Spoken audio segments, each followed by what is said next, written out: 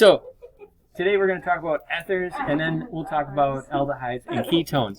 So the thing about ethers is you either get them or you don't. Nice. Oh, that's what that means. That's what that means.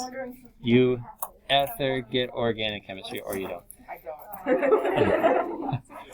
All right, so what an ether is, it's a carbon group, two carbon groups separated by an oxygen. So, yeah, we talked about alcohols and OH. We talked about carboxylic acid, the C double bonded to an O, and then an OH to that same C. Here we got carbon, oxygen, carbon. Common names often used, so there's a couple ways you can name it. We got diethyl ether. You can just end it with ether. And we got diethyl because there's an ethane and an ethane, so diethyl ether. The IUPAC name would be ethoxyethane. So you got a main chain and then the ether chain. So ethane, ethoxy, ethane. So you'll be working.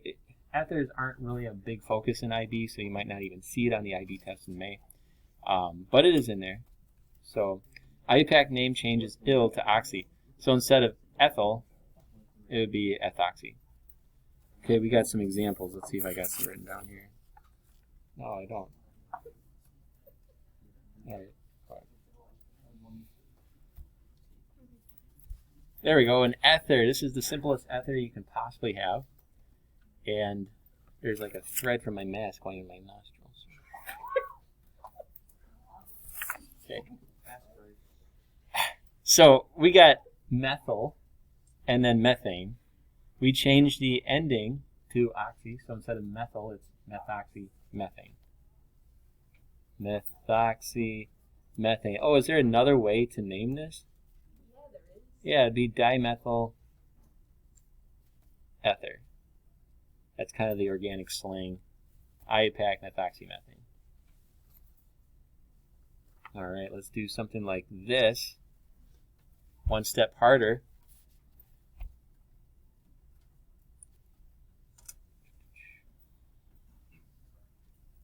So what's the longest chain on this one? What? We got two parts. Ethane, 1, 2. So that's the ending, ethane. Methoxyethane? Yep. Methoxymethane.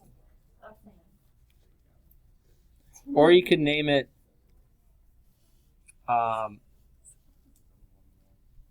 ethyl methyl. So you go alphabetical order.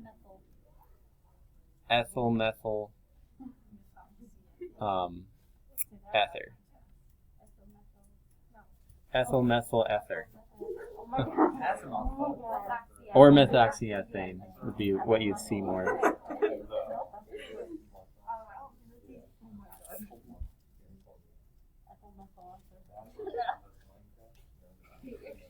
All right. Ooh, getting trickier here.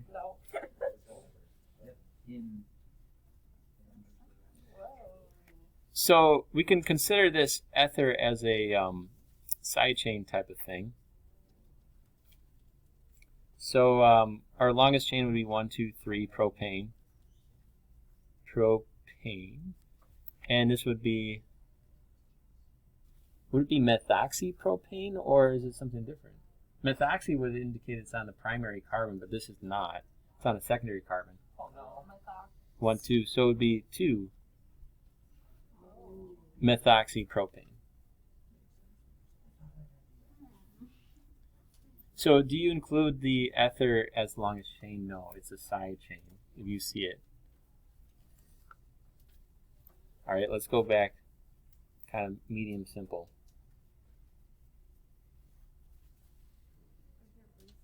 Oh. There we go. So we got 1, 2, 3, 4. I'm assuming that's probably the longest chain. So we'll call that butane.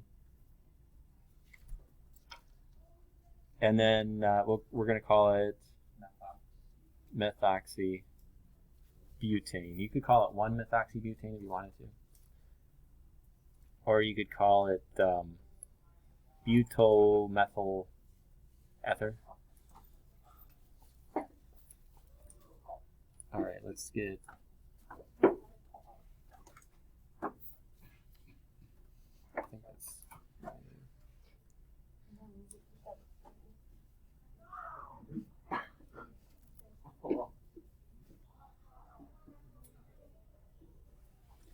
Oh my gosh, what is this? So the longest chain is this. 1, 2, 3, 4, 5, 6, 7, 8. So that's octane. And we're on the 1, 2, 3, 4, 5 or the 1, 2, 3, 4? 4. So it's going to be 4 something. 1, 2, 3, 4. Methyl, ethyl, propyl, butyl. 1, 2, 3, 4. Butoxy. 4 butoxy. 4 butoxy octane. All right, we'll do one more.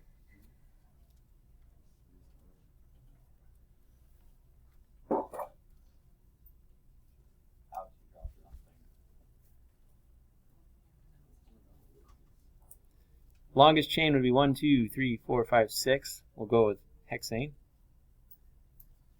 And we got 1, 2, 3, or 1, 2, 3, 4, 5. No, it's going to be 2, 3.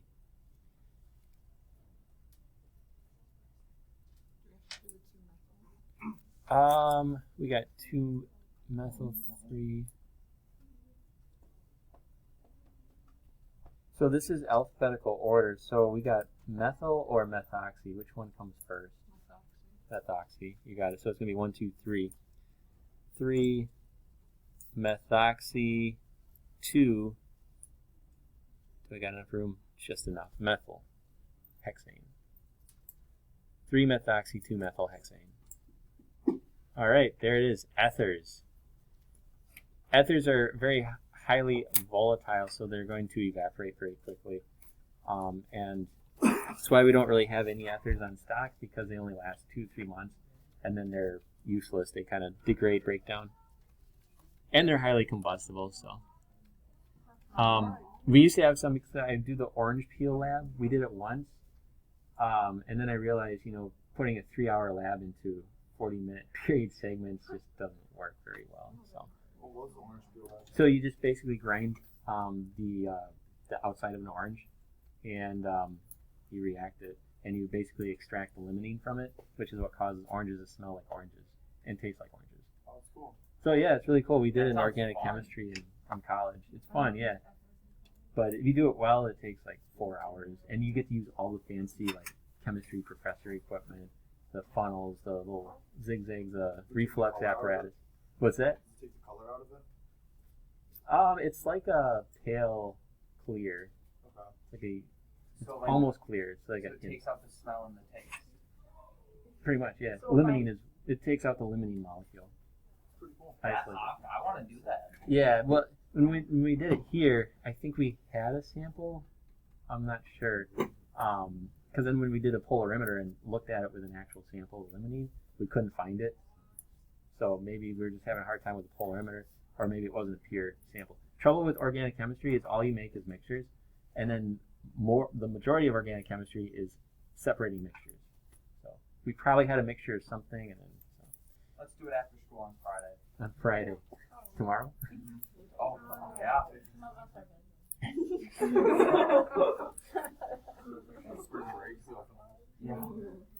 Yeah, maybe we could set a field trip up if people are interested into it. So, all right, moving on. Aldehydes. We got what, 20 minutes? All right, so aldehydes are similar to carboxylic acids, it's just without the O. It's a C double bonded to an O, and then an H. So not quite. It's going to be CHO, aldehyde. High priority functional group, more than an OH, so it's higher priority. So if you're thinking about how to end it, and you got an alcohol present also, it's not going to be an OL. That's where alcohol turns into a hydroxyl group. And the ending for aldehyde is al. So instead of E, you drop the E and you put an al. Name the following. So we got 1, 2, 3, 4, 5. This is a simple one. Pentane. We switch to pentan. Fentanyl. Pentanal. Al. I just emphasize the A sound so we don't confuse it with all alcohol. Pentanal. All right. We got a benzene ring with CHO on it. So instead of, well, that's a benzaldehyde. Is that benzaldehyde? Yeah. Instead of benzene, it's benzaldehyde. Benzaldehyde. If it was an OH, it would be phenol. So we got all these different little names. All right, draw the following: 3-methyl.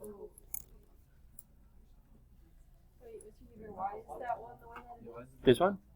It's just a common name. So if you got an aldehyde on a benzene ring, it's benzaldehyde. If you got an OH on a benzene ring, it's phenol. So there's not really a IUPAC naming rule. It just is what it is.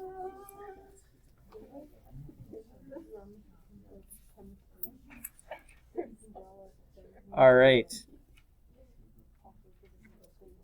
3-methyl butanol. There we go. Some kids last year like to call it butt anal, but it's butanol.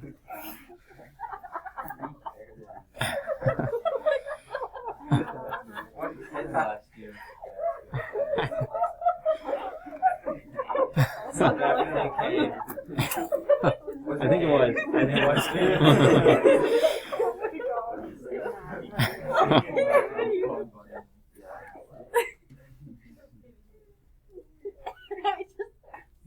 All right, 1, 2, 3, 4.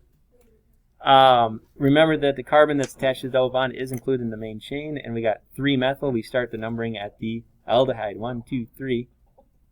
There we go. And then we got 2-ethyl pentanal. 1, 2, 3, 4, 5. All right, and we got 2-ethyl. 1, 2. And there you go.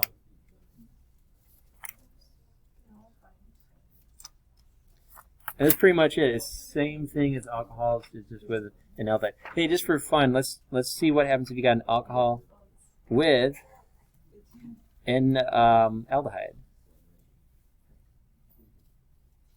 All right, so this is 1, 2, 3, 4, 5. So that's pentanal. Pentanal. And we got 1, 2, 3, 4. The alcohol's on the 4th carbon, so we're going to call this 4-hydroxyl pentanal. Because aldehydes have higher priority. They would win the hand if you're playing the card game against alcohol. What was that? What's that Hydroxyl? 1919, a group of chemists got together. This is how it is. Well, and OH is like a hydroxide. So like KOH is potassium hydroxide. So, and then hydroxide, change the ending to ill because it's a side chain. That's probably the thought process. All right. Last but not least, we got ketones. You don't have to worry about aldehydes or ketones tomorrow. That's going to be on quiz 3 next week. Oh, thank God. Yeah.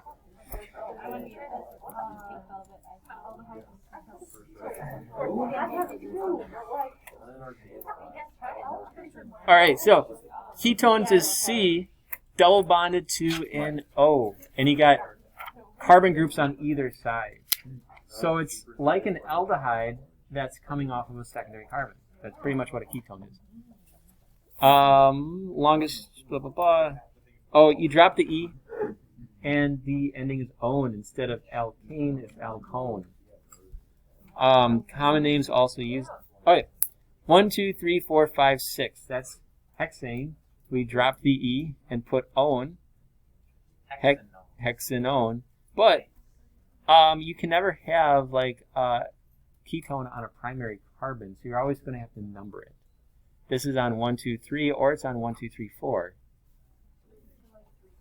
So it's going to be 3-hexanone. And that's just saying where the ketone. I suppose you could say hex and 3-one, but that's if you have multiple endings with double bonds, triple bonds. All right. Ooh, here's one. Ooh, we got a little not an alcohol. Well, it is an alcohol, but we call it a hydroxyl group. Special juice. Well, it's a type of solution. That's right. So an alcohol is a side chain. It's lower priority, so it loses a hand against ketone. So we got to call it hydroxyl. It's no longer the OL ending. But this is 1, 2, 3, 4, 5, 6, 7, 8. That's octane. Change the E, drop it to make an one. Octanone. It's probably 3 would be the smaller priority. Yeah. Or the smaller number. And it's 1, 2, 3, 4, 5, 6. 6 hydroxyl, 3 octanone. Ooh, and it gets better. We got 4,4-diethyl 2-hexanone. Oh. All right. So hexane, 1, 2, 3, 4, 5, 6. And it's 2-hexanone. That's the lowest number a ketone could be. I'll just put it there. Why do you start from that side? I could have started here. Okay, so it doesn't matter. Doesn't matter. 1, 2, 3, 4.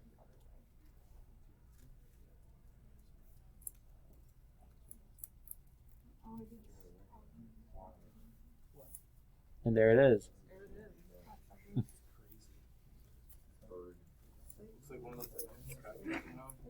Yeah.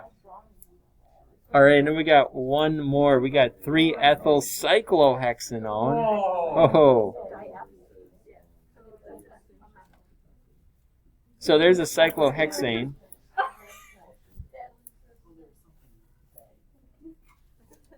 So cyclohexanone, that's cyclohexanone right there. But it's 3-ethyl. Then we got to do 1, 2, 3. Do something like that.